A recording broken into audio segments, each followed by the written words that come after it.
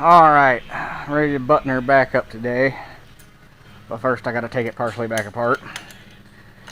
I got it all back together and running yesterday. Well, I got it this far back together and running yesterday.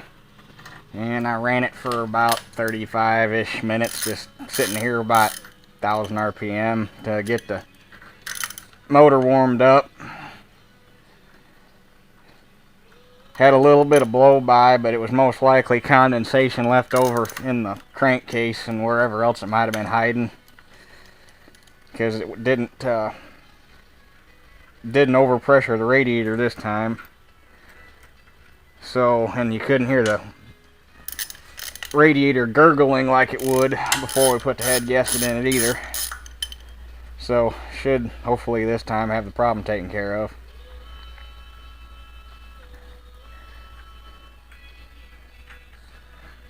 And if we don't, well, then it's getting parked till I got the money to tear the motor all the way down and go all the way through it and figure out what the hell the problem is. But I got a feeling that was it. Well, the head gasket, the old head gasket was definitely bad. There was no doubt about that. But if there's another underlying problem, it can't be, well, I mean, it's highly unlikely that it's a O-ring on one of the sleeves, because then it'd just be dumping water directly in the crankcase, which it's not doing. So, anywho, gotta just go through real quick and retorque the head.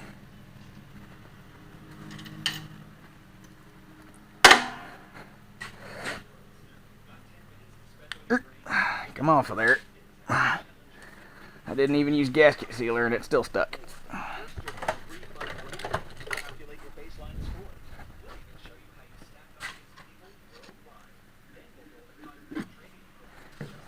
I think part of the problem is I think one of them, that stud right there is a little tweaked.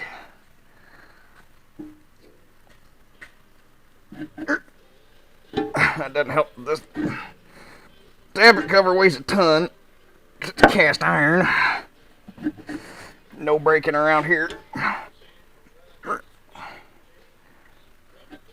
Alright, yeah, prick.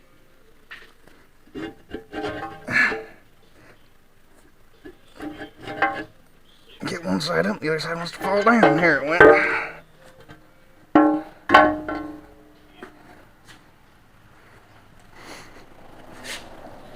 And you can drop those things and they survive, because I might have kind of dropped the one on my 1955 when we went through and rebuilt the motor in that. Didn't even put a doink in it. Made one hell of a racket though.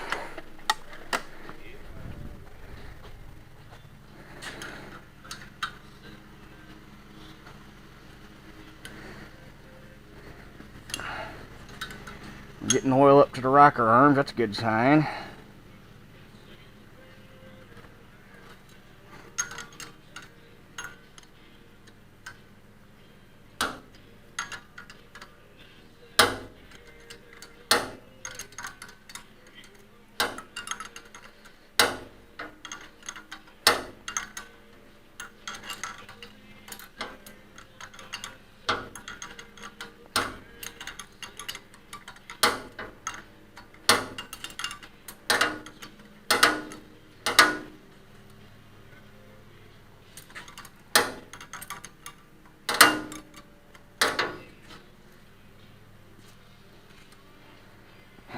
That out of the way. Pull the rocker covers off, or rockers off. Rocker covers. Dumbass.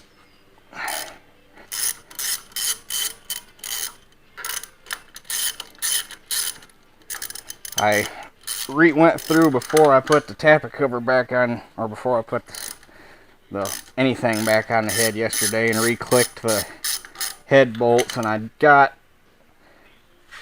maybe a 16th or so of a turn out of the 4 on the end, but nothing out of the center, so I'm curious to see what happens today after running it.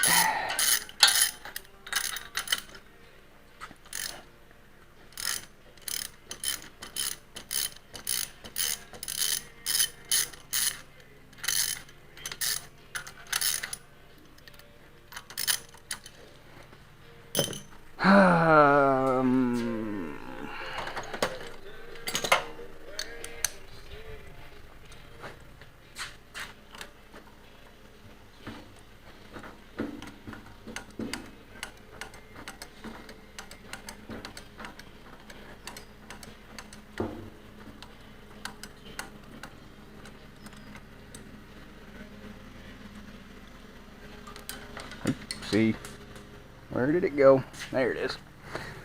Yeah, I'm good for dropping nuts and bolts.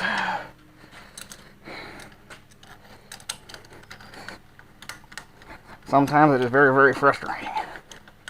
Especially yesterday. I didn't take any video yesterday because it was all overcast and drizzly and windy, so I had all the doors shut, so it would look like a stop motion video anyway, but plus there wasn't really anything worth videoing. But I took the throttle apart to figure out why there's so much play in it, and it turns out there was a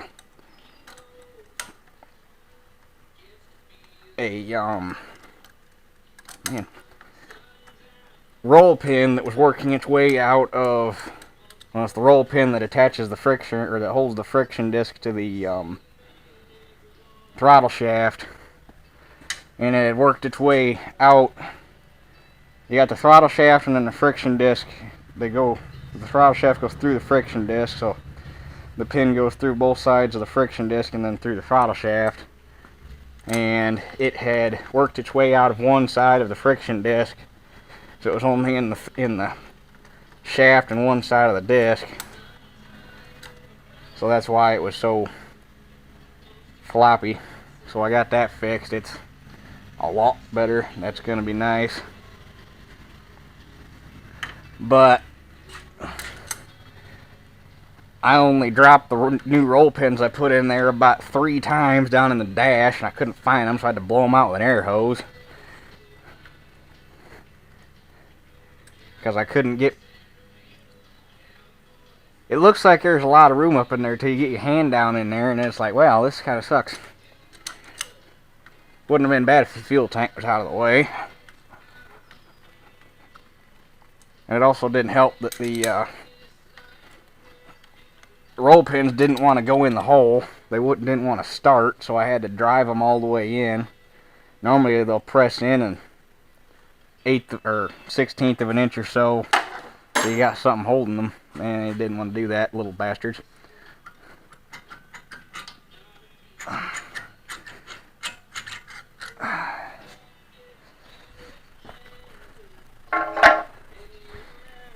Okay, torquey.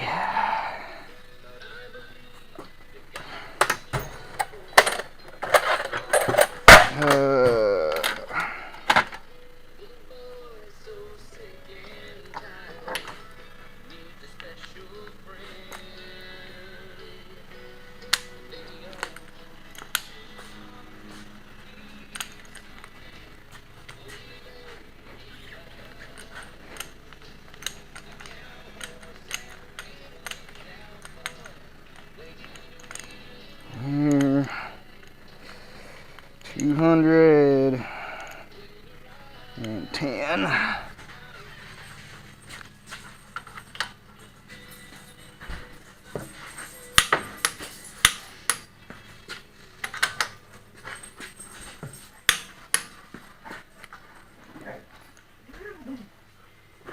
That's right.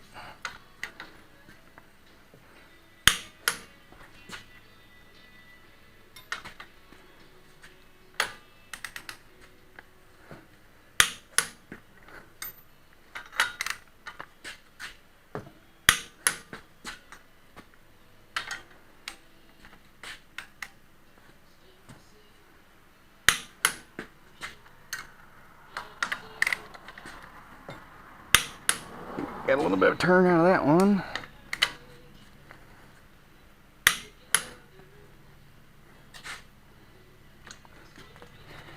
And switch torque wrenches.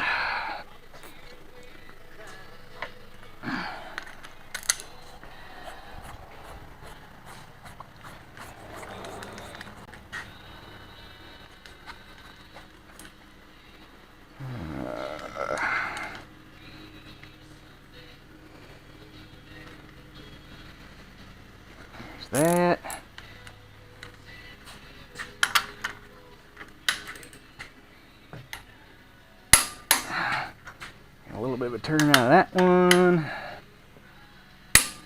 Nothing out of that one.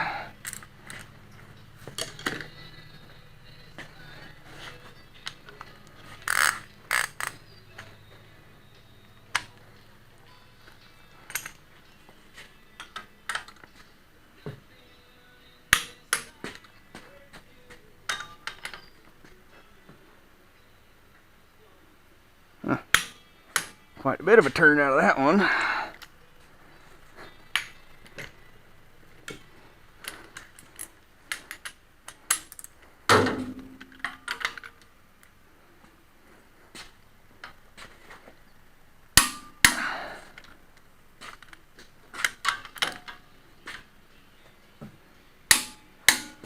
That's good. And that's why you go through and hot torque, or do a hot torque on motors, is because they all, I don't care if you get two of the exact same motor sitting right side by side, they will always expand differently in different places. And that'll give you an uneven torque. So you go through, get it hot, it does its expansion, it crushes the gasket in the places it needs to crush the gasket, let it cool down, and then go through and re-torque it, and then you got an even torque all the way across the head. So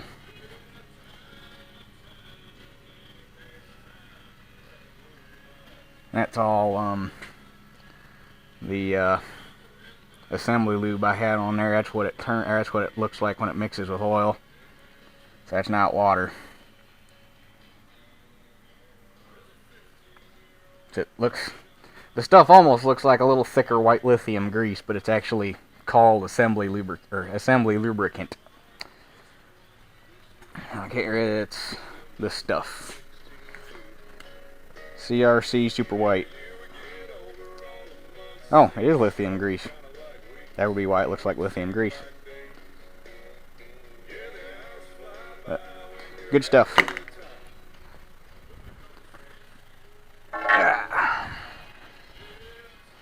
Now I'll get the rockers on, torque down, and I gotta go through and adjust the valves.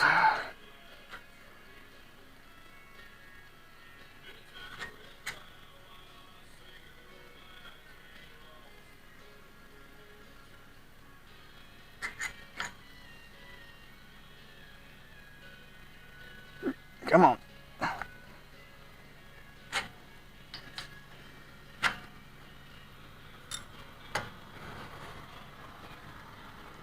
And always go through and make sure that your lifters end up on your rocker arms, because otherwise you're going to bend something, or you're going to have a push rod that is not in, it will go off to one side and not run your valve. So, need a, I'll first run it on there.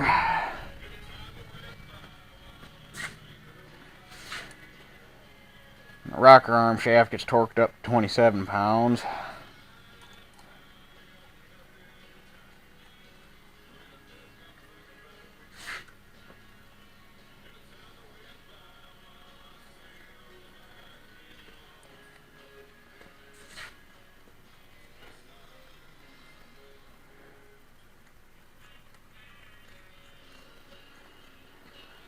But anywho, I guess I will go ahead and get the rest of this thing put back together, which won't take long, and come back to you guys when I have done so. Okay, I lied. One more thing I wanted to point out. When you got a bunch of bolts in a line like this, you always start in the center and work your way out. Or you could also start at one end and work your way down. But you never start on the outsides and work in, otherwise you're going to end up with a bow in it. But I like to start in the center and alternate back and forth.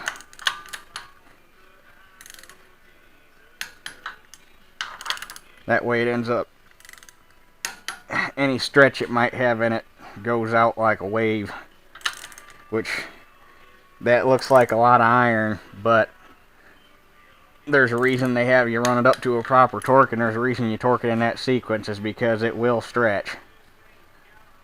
So that's why you do it that way, and then go through and re-click it just to make sure.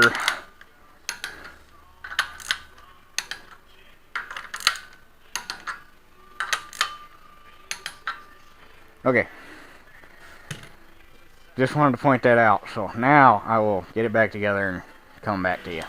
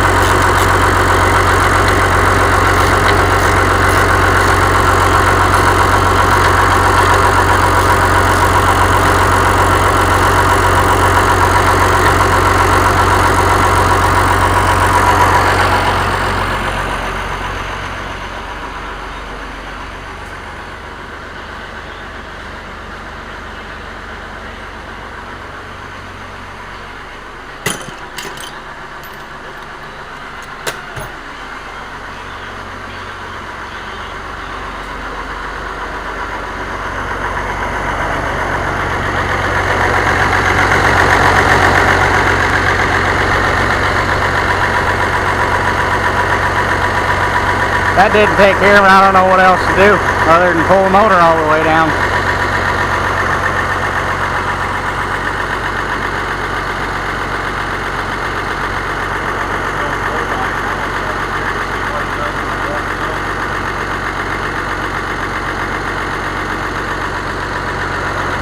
Them valves must have been either really tight or really loose before, because it sounds a whole lot quieter.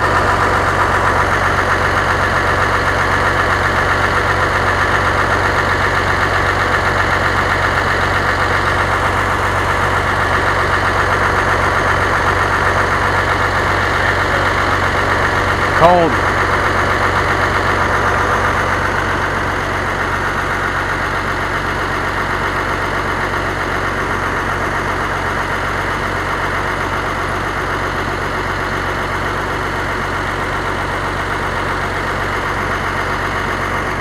Well, hopefully that takes care of the problem. If not, we're into major work. Actually, if not, I don't even know what the heck the problem would be, other than a weeping O-ring on a cylinder liner, but that wouldn't make a whole lot of sense as to how it's getting into the, or a cracked cylinder liner. That could be another possibility, but it'd have to be one tiny ass crack if it was only letting that much in. but it doesn't sit there looking like a steam train letting off steam pressure anymore out the crankcase breather, so I'm pretty sure we got the problem taken care of. The exhaust doesn't smell sweet anymore, it smells like regular diesel, so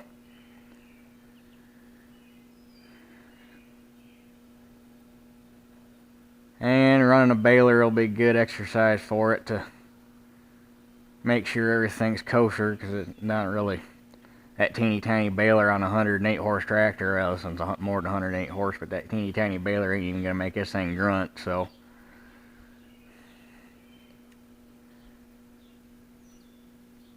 I guess we'll just have to see what happens. So